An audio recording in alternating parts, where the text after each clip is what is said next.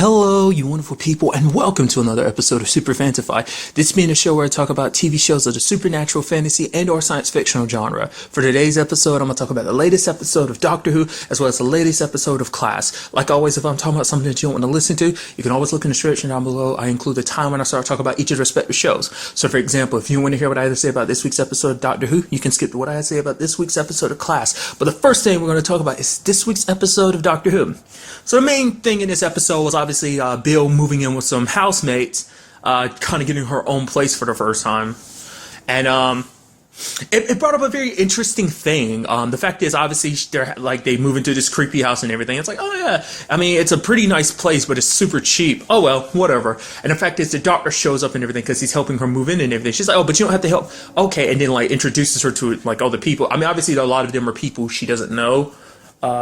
Cherie's like the only one she does know, but it's like a lot of the other people are people she doesn't really know. But the fact is that it's like the doctor's there and she's like, oh, this is the doctor. He's my grandfather. He's like, really? I'm not old enough to be your grandfather. It's like, maybe your father's like, oh yeah, grandfather. And she's like, yeah, you can leave. You can leave. It's like, wow.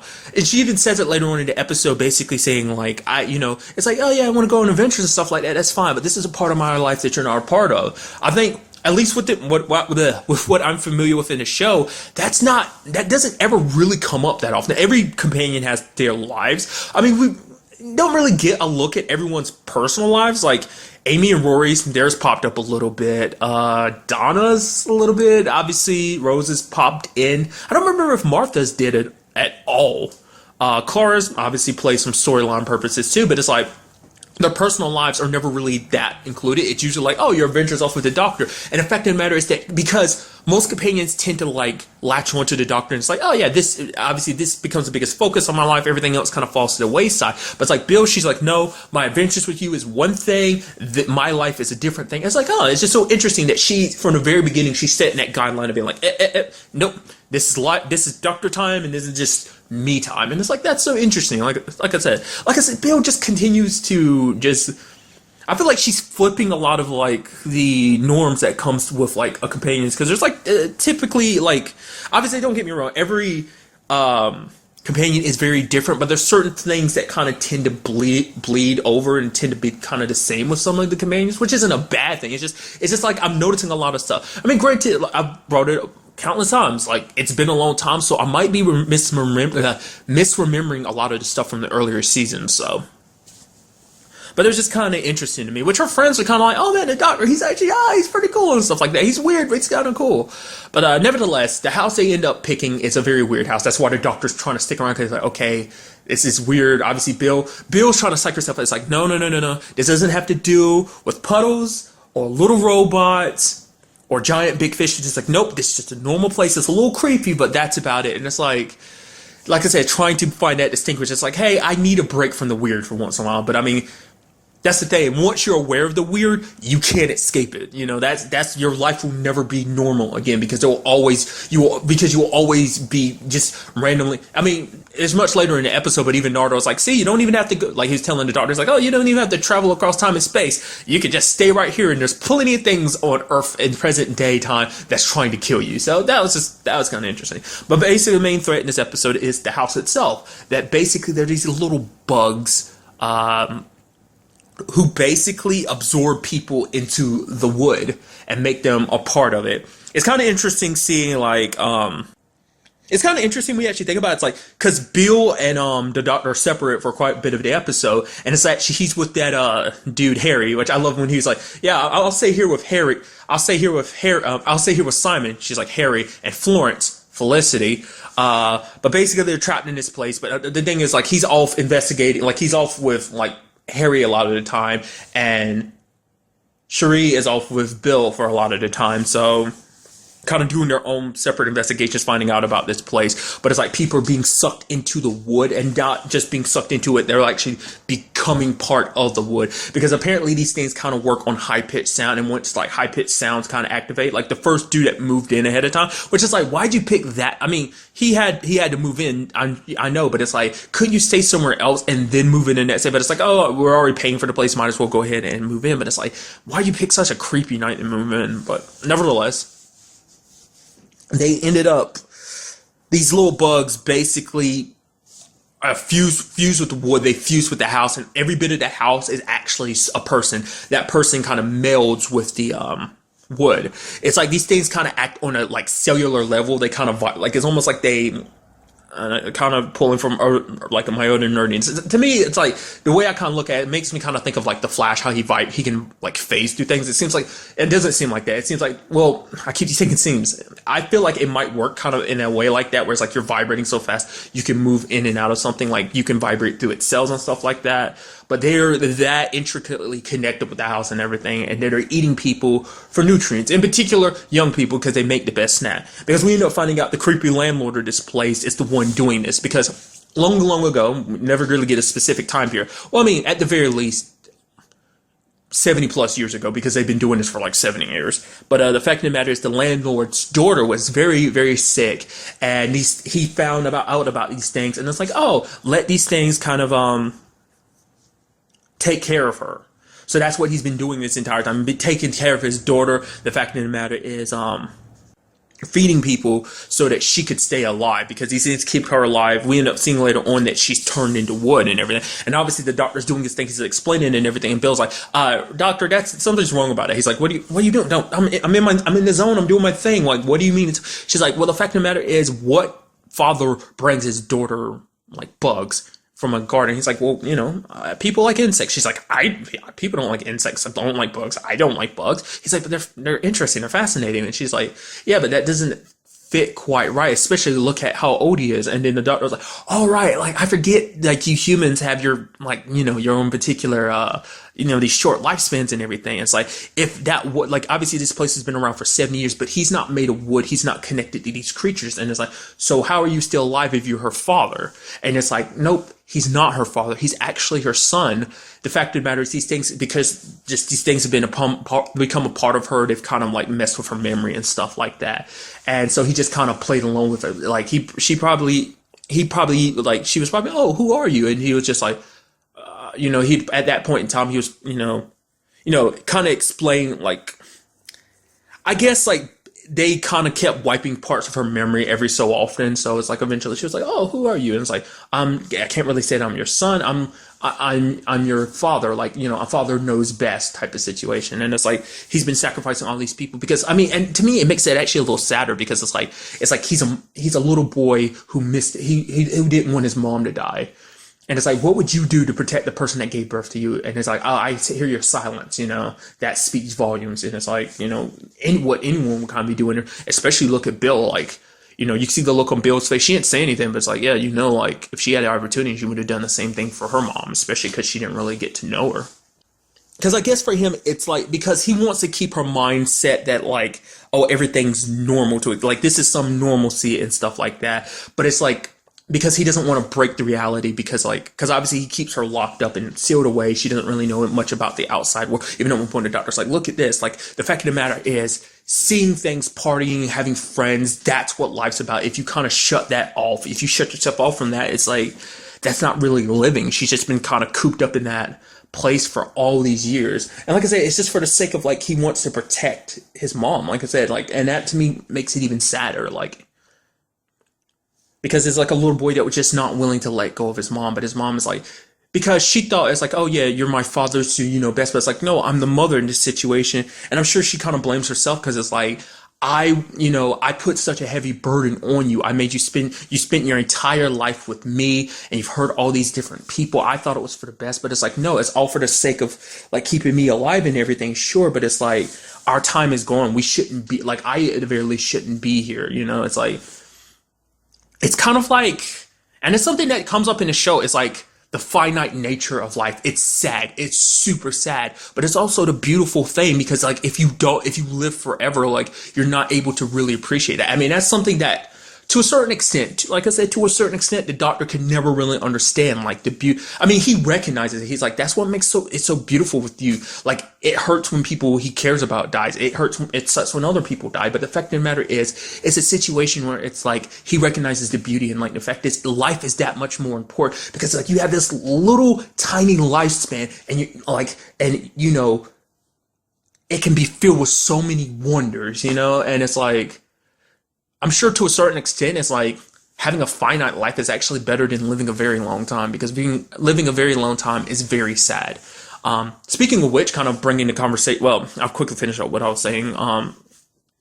But obviously the mother ends up taking her son with her and kind of dissipating. End up fortunately bringing everyone back, which is like, this is one of those rare situations where no one died.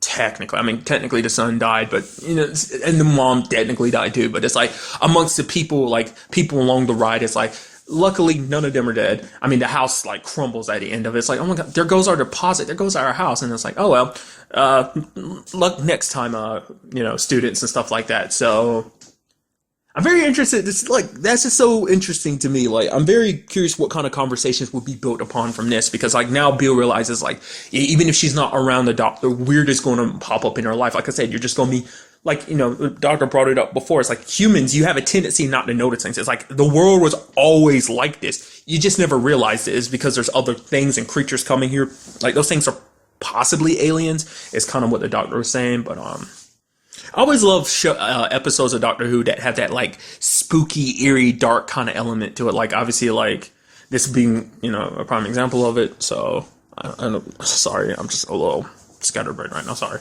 But the conversation I was bringing up before is like, the fact of the matter is like still learning more about the doctor. It's like, oh, Time Lord, what's that? It's like that's my species. He's like, really? That doesn't sound like the name of the species. That in itself, like I literally made a video about that a long time ago, because I was one of those people who was under the impression for the longest time I was like, oh yeah, like Time Lords, yeah, that's what he is. It's like, no, he's a Gallifreyan who happens to be a Time Lord, which then kind of got me thinking like one time, like if you're a hardcore Whovian, answer this for me.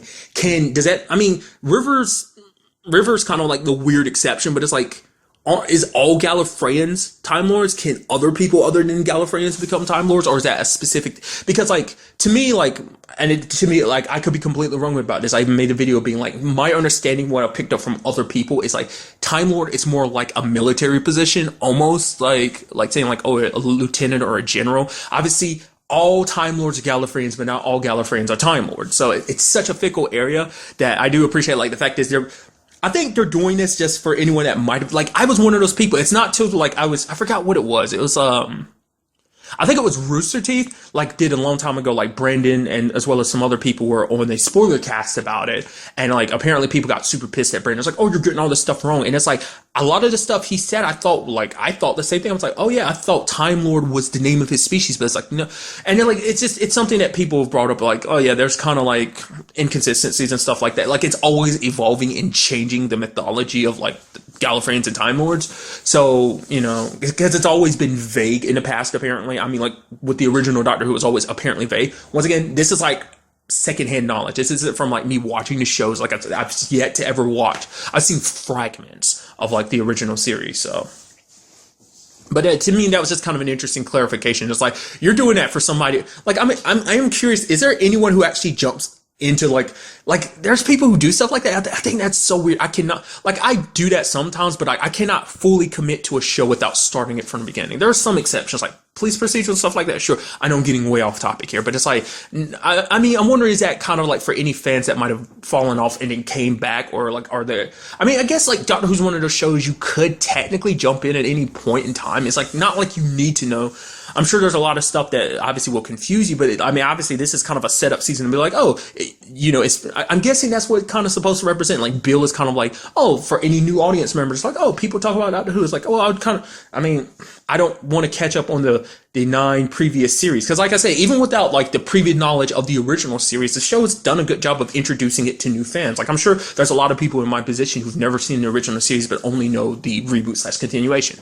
Nevertheless, like I said, I'm going off on a huge tangent. So also, he had accidentally let it slip about, oh yeah, you know, oh, like, you know, the TARDIS almost being like a home. It's like, oh, it can never stay too far away, sleep in here and everything. Like, oh, it's like a tortoise and everything. It's like, oh yeah, you know, in case I get my belly for, you know, during our times of regeneration or when we get our belly full. And she's like, regeneration. He's like, questions, so many questions, like still dodging that because it's such a touch. I think it's because it's such a touchy subject. Because like, most people don't find out about the regenerations, at least companions don't find out until like the very, very end. It's not until the person is like about to transform that happens. Like it happened to Rose, and it happened to Clara. Huh. I just thought about that. They're the only two that have ever met the Doctor, like, and saw him, met his previous, like, form as well as his new form. Rose met the Ninth Doctor as well as the 10th Doctor, and Clara met the 11th Doctor and now the 12th Doctor. It's so interesting, like, that, like, huh. So, but that's such an interesting conversation that never comes up until the last minute. And it's understandable why you won't want to ever talk about it, because technically you regenerating means you die. Like I said, to a certain extent, like obviously a lot of who you are carries over, but a lot of stuff doesn't. Like each Doctor is unique, obviously, and that's what plays so well into the show. But you know, that's kind of its own thing. So, overall, very very good episode, and obviously we had that thing at the end where like Nardol's about like, oh yeah, there's these knocking and stuff like that. So it's like, oh, the person in here is getting a little rowdy or whatever. And then it's like, start hearing a piano. It's like, wait, you put a piano in there? It's like, goodbye, Nardole. And it's like, he's like, oh, you keep doing that, whatever. It's like, I guess because he's kind of treating Nardole like crap, kind of pushing him away, which is kind of sad. But it's like, oh, he's talking to him and everything, kind of telling them about the adventure he had that day. And it's like, you know, I ordered Mexican food. It's like, hey, come on. You know, I'm coming in, and opens the door, bright light. That's it. So it's like, so who or what is in there? Like, I mean, it does seem like we've officially established it is a who. So, like I said, big mystery of the season, I assume. I mean, hopefully we'll probably be getting an answer by the very end of the season. Like I said, I get the feeling like maybe it's like a future Doctor, but I thought it was like a... But if it was, would it really be okay? No, you can't really be meeting with your past self. I mean, I'm about to say that, but never mind. That doesn't apply. Let's not forget, like the 50-year anniversary. Doctors 11 and not 10 and 11, Tennant and Smith met. So it's kind of like that's kind of out the window. But still, I'm very, very intrigued about that mystery, and just to see where the next episode takes us. And now moving on to this week's episode of Class, a fantastic episode where we have the continuation of April and the Shadow King's particular situation affecting them, trying to remedy the situation. But it's like, it's very interesting because they're affecting each other in multiple ways, like to the point, like, because they're so connected, like to the point April can actually tap into his powers. There's even, we see it from the very beginning of the episode, she's able to draw, like summon his sword. Like, they kind of influence each other. There's even a moment later on between April and Ram that affects the Shadow King, and as well as his, one of his warriors, and they're kind of getting intimate and stuff like that. She's like, whoa, wait, what? You're not into it? He's like, no, it's not you. It's the other person, it's the human. It's like, that's such a weird thing that was like a moment there. It's like, obviously got to add some, like, lightheartedness to the show. You know, it can't be like, oh, dark and brooding all the time, but it's like to give you, it's so interesting when you give your villains like little lighthearted moments like that. It's just so interesting. They also brought up an interesting thing. I'll get back to the main story, but it's like the Shadow can bring up the fact is that, I mean, the reason why they do what they do is because like we were an accident. We were born in a world of light. We didn't ask for it, but we were, and we found a way to live with it. Basically, they essentially, I get the feeling like basically their mentality is we're going to cast the entire world in darkness. We are the outsiders in this world, in a world built of light. We are the darkness, and it's like we won't be kind of shunned because of that. So that's why they conquer every world, conquer all light. It just kind of be like, oh, we exist here. This is, you know, we were mistakes, and we will be the mistake that this world will come to regret. So I guess that's why they conquer worlds and stuff like that, to lash out for their own existence and stuff like that, is how I take it. So, but a big thing that April kind of has to deal with in this episode is the return of her dad. Did not expect that to come up so soon. Like, obviously, like last episode, she really dove, like, you know, like episode 2, she brought up stuff about her dad. Last week's episode, she ended up, like, you know, telling Ram a lot more about her particular situation with her dad, how extremely messed up it is. But it's like, I think I brought it up last episode. I mean, I might be giving myself too much credit, but I was like, oh yeah, I'm sure that's going to play a role in the story. Wasn't expecting it to be literally the next episode. That's incredible. But, side note, have I ever brought up the fact is I really like the theme song for this show? Like, it kind of helps, it gets you moving and stuff like that. I forgot what it kind of reminds me of. Maybe like the Almighty Johnsons or something? It's been a while, so maybe something like that. I don't know, it has this like nice vibe and feel to it. I can't help but move to it. It's like, I don't know, I really like it. I mean, aesthetically, how the opening looks, and just like the music behind it, just like, I think it's a perfect fit, but that's just me.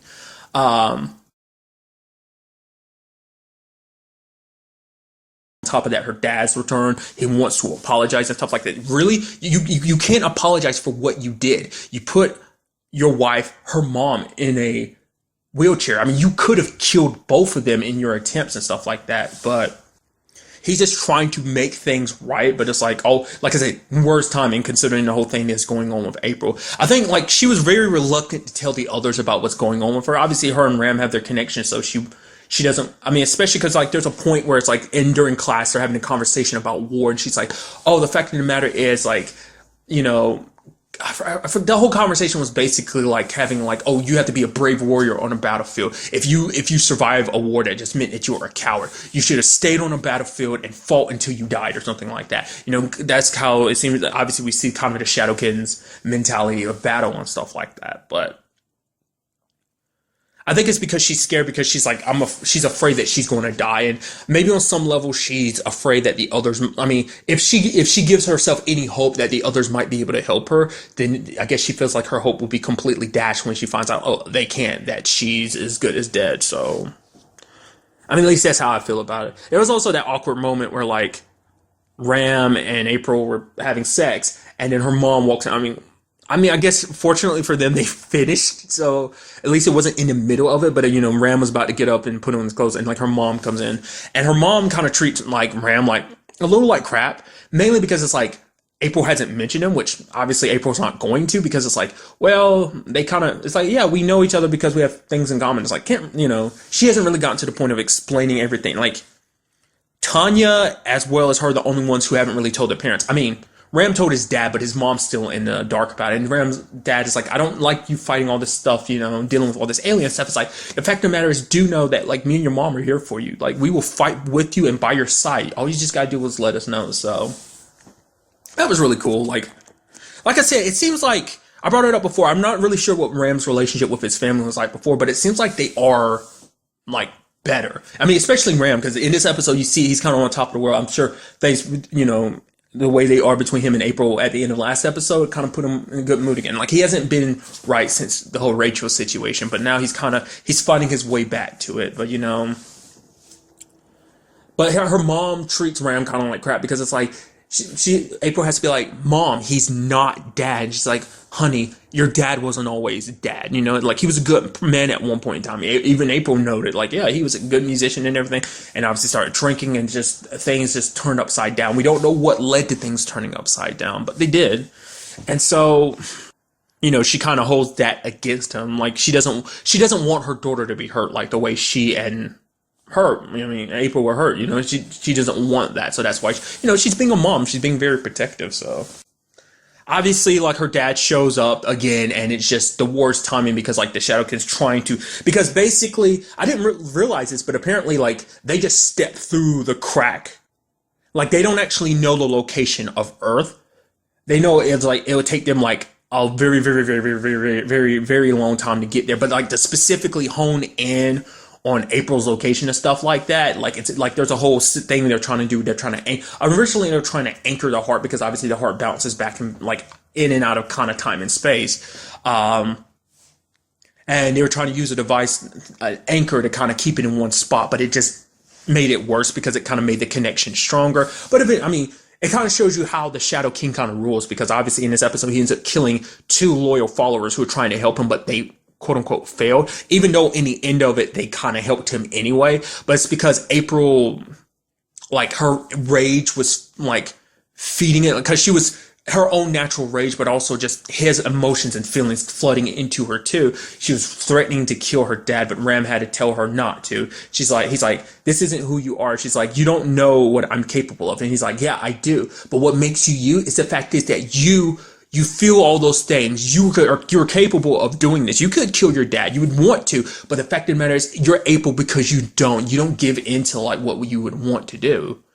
You know, no matter how much hate is filling her heart right now, she's able to pull herself back. You know, it's like, you know, what she brought up last episode about, like, she has to be sensible in a world that's filled with nonsensical stuff. And it's like, either you keep your senses about you, or you let the world break you. And it's like, he's like, basically like, don't let your dad, you said that you weren't going to let your dad break you, so don't let him break you, that you're not going to let everything he did control you for the rest of your life. And it's like, if you do this, like, now it's basically, in a weird, like, in another way you could look at it is like, it's almost like you would never be able to escape what he's done to you and your mom to a extent. So, but April was able to back down, which, as we see with the Shadow King, like, even though there's the influence back and forth, it seems like that was a moment where it's like, because she fought back. Her will is so strong that he couldn't completely control her, kind of really to tap in and find out where she was, or, try. But obviously, he ends up killing his soldier, even the one that he was like, "Oh yeah, you get this right. Obviously, you'll rule by my side," and stuff like that. It's like, it's almost like you expect people to be loyal to you, but you're not loyal to your own people. So it makes you wonder: is like all other Shadow Kin necessarily like him, or do they all only act like this because of him? Or do they go to war out of spite? I mean, out of is it spite for them, like the Shadow King, or is it out of fear of the Shadow King that they do what they do? I mean, as we saw with that other warrior, it seemed like she might have been kind of one all about wars and stuff like that. But we'll really have to see. I mean, we haven't really experienced too many others of the Shadow Kin, so. But obviously, April's like. Taps into his power and ends up jamming her hands into her mom, and it ends up apparently restoring her, like fixing her legs. It's just because it's like I have access to this power, and it's like to make it so that her dad doesn't kind of quote unquote win or break them anymore. It's like she fixes the mistake that he made. It's like, you're no longer my dad. Don't ever come here again. I spared your life this time and everything. But that one moment was enough to allow the Shadow King to know exactly where she was. And it's like, he knows where we are. The fact is, he's going to come and kill us. It's like, no, I'm not going to let that happen. What I'm going to do is I'm going to end this. I'm going to get my heart back. So what she does is she uses the swords, rips open a hole to the Shadow King's world, jumps in, Rams follows in suit, and it closes behind. I was thinking like, oh, all of us are going to jump? Oh, only Ram and April, which I guess is kind of like what the whole conversation with his dad earlier was supposed to be, like a precursor to be like, oh yeah, wink wink nudge nudge, like, oh, you don't have to fight this alone kind of mentality. And it's like, oh, that was kind of set up for this. It was foreshadowing was the word I was stumbling and trying to get towards. But that wasn't the only thing that popped up in this episode. Obviously, we have a new head teacher. Her name is Dorothy. Obviously, she knows a lot about the currently situation. Obviously, like, I thought it was going to be the main focus of the episode, but it's like I guess it's going to be a continuing problem over the next episode or two. But basically, there's these flowers that basically eat, and they basically multiply like crazy. Just on a few drops of blood, it can multiply like crazy, and they're like all over the place. They're like little petals and stuff like that. But that's the situation. It seems like that's specifically tied to Quill. But basically, this Dorothy lady's the one that sent the robot to keep an eye on her. And it's like, oh yeah, the governors have taken an interest in you. They know all about this particular situation. So the question is she human? Like, is it like a Earth government type of thing? Like a secret type of organization, like the group that a doctor works with, that's connected with, like, oh yeah, we have to, keep the balance with those aliens. I forgot what they're called. It's been a while. They popped up last season. They're the aliens that can mimic someone else. Basically, they can mimic other people. I forgot what they're called, but there was like they popped up into 50. No, that wasn't. I forgot, when did they pop up? Was that part of the 50-year anniversary? I want to say it might have been. I think I'm misremembering that, but I'm pretty sure that was the 50-year anniversary. That, and then obviously they popped up again last season. So, but I'm very curious. Like, is it another organization kind of like that worked with the Doctor, or is it something else entirely?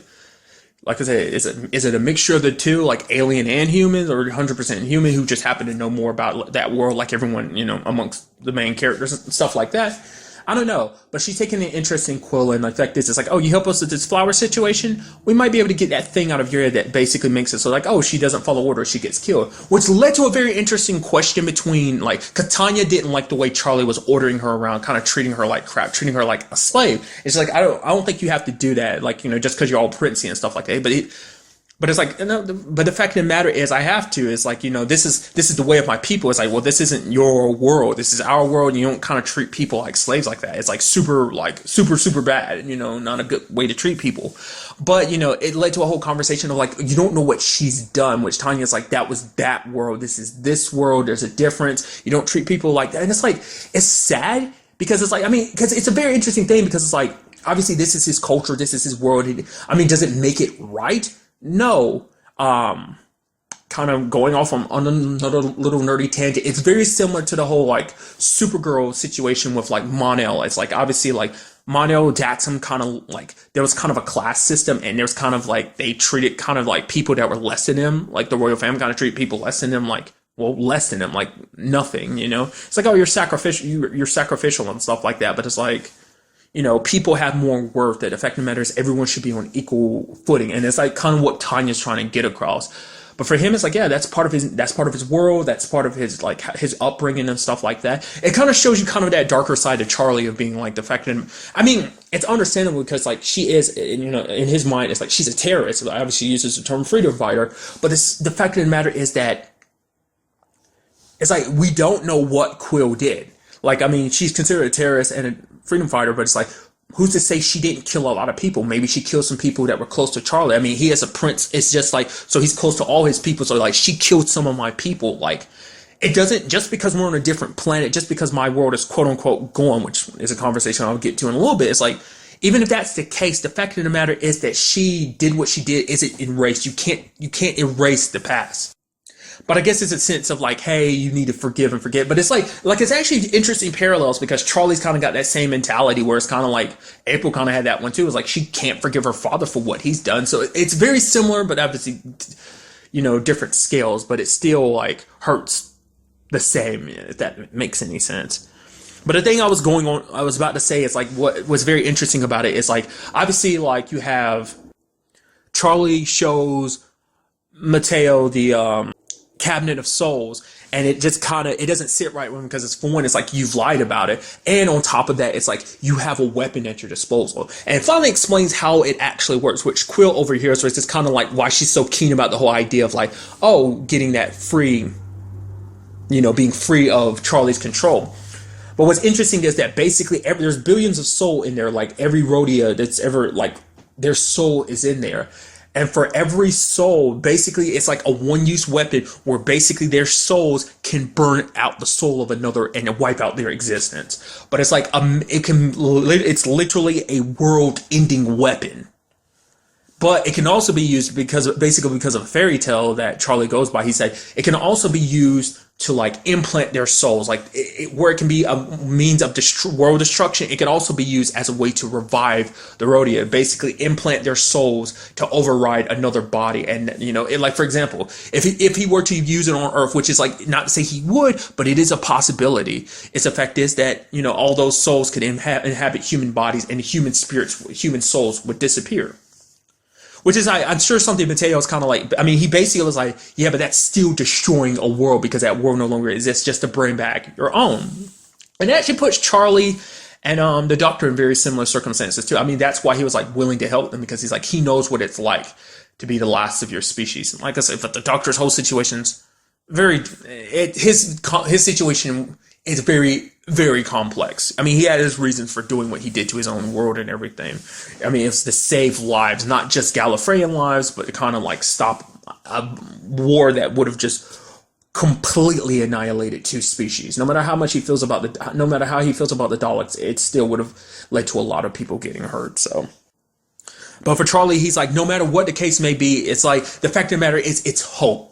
You know, maybe I'm not the hero that's going to be able to do that, but at the very least, I have to protect this because these are my people. Which Mateo's kind of got the idea of like, your people lived lives and everything, and they went off, you know, they lived their lives, and you should let them move on. But it's like, they didn't get to fully live their lives. Their lives were cut short by people who came and destroyed his world. It's so hard, like, to see that 100%. You know, in the scales of black and white, it's hard to just see it like that because there's too much shade of gray of being like, I can understand where he's coming from. It's like, obviously, as a prince, he has a duty to protect the souls of his people and the chance that he could ever bring them back. But the fact, or at least find someone who can, but it's like, that would mean wiping out another species. But it's like, I mean, you know, when you have someone you care so much about, and they're like, you know, Tanya struggled with that last episode, wanting, you know, her dad and everything. And it's like, that's something that Charlie's going to have to come to terms with, like, you know, kind of having to say goodbye to his people. Like, that seems like that might be where that's leading. I don't know. Like, will he try to wipe out the Shadow Kin? But it's a situation, even though they're as bad as they are, do they deserve to be completely wiped out? I mean, that is the question. Like, what will Charlie do, especially now that Quill knows about the Cabinet of Souls still existing and that it was all a lie and everything. I mean, but doesn't that mean that includes her people as well? Like I said, it's like I'm still not understanding that completely. Are Quill's people as well as the Rhodia different species? Because it seemed like they were inhabiting the same planet, but maybe it's just like they're from another planet that came to this planet, and like I said, they're freedom fighters, so maybe they're from another planet, kind of like the Kryptonian to Daxam type of situation, like I kind of brought up in Supergirl. If you never watched Supergirl, that means absolutely nothing to you. It's basically two different planets that have their own ideologies and beliefs, and like it's like, oh, the way you kind of doing things is wrong. Well, way you're doing things is wrong. It's like, or whether they're like two species that occupy the same area. Like, I mean, when we saw their alien forms, they look pretty similar, so. I don't know. It's a very interesting thing. I'm very curious to see where it goes on next episode, especially with the current development. Will the others be able to get to April and Ram? Will Quill be willing to help out or not, or will this have to be something that they do on their own? Because the thing is, like, if Quill does get her mind freed, like, will she be a good guy? Will it be a situation where, like, Charlie was right, like, she has to be controlled because she is a bad guy? Or will it be a situation where it's like, oh, I finally have my free will, I'll do whatever I want to now. It's like, I no longer have to protect you, I can fight back if I want to. I mean, I hope in between then and now, Charlie actually shows her kindness, kind of drops this mentality. Because it is douchey and it's not right, because she has helped you out on multiple occasions, but for him it's like he's treated more like a servant and a slave rather than an ally, which is understandable. Like I said, understandable considering their world and everything that they've been through, but it's still a very murky area. So if he can show her kindness, I get the feeling like when it's all said and done, if she is able to free herself, then she's less likely to turn on Charlie. Like, will she actually outright kill him the moment she gets her free will? Most likely not. Probably a situation of like, yeah, you can do whatever you want to. I don't care about you anymore. I'm not tied to your life anymore. So do what you want to. So I'm very curious to see what goes down with April and Ram on like Shadowkin's turf and everything. I mean, like I said, she's got access to his powers and stuff like that. But still, is it 100% guaranteed that she'll be able to tap into him when she needs to? I mean, like, I'm very curious to see how that whole situation turns out. Like I said, we'll just have to wait and see. So. But really, that's all I wanted to talk about in this episode. Till the next time we meet, be happy, be safe, live life to the fullest, and enjoy it. Good day and goodbye.